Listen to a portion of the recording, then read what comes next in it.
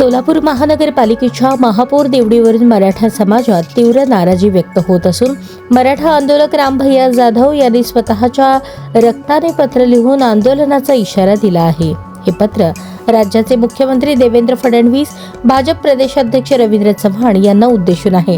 महापौर पदापासून 32 वर्ष वंचित रामभैया जाधव यांनी पत्रात नमूद केले आहे की 1993 नंतर तब्बल 32 वर्षांपासून मराठा समाजाला सोलापूर महापौर पदापासून वंचित ठेवण्यात आले आहे।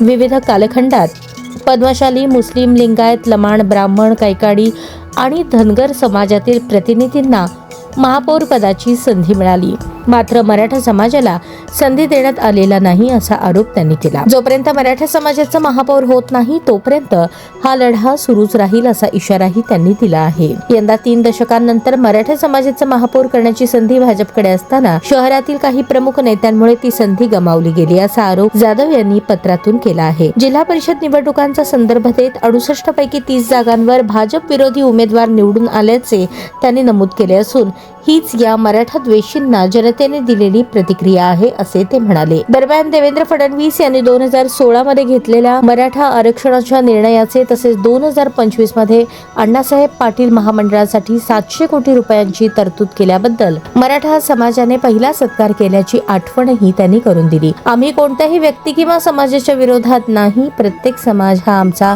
लहान भाऊ आहे असे त्यांनी स्पष्ट केले। शैक्षणिक, राजकीय, नोकरी आणि सामाजिक क्षेत्रात मराठा समाजावर अन्याय झाल्यास कोणत्याही पक्षाविरुद्ध आवाज उठवला जाईल असा इशारा देत मराठा समाज हा अन्याय कधीही विसरणार नसल्याचे जाधव यांनी शेवटी म्हटले आहे।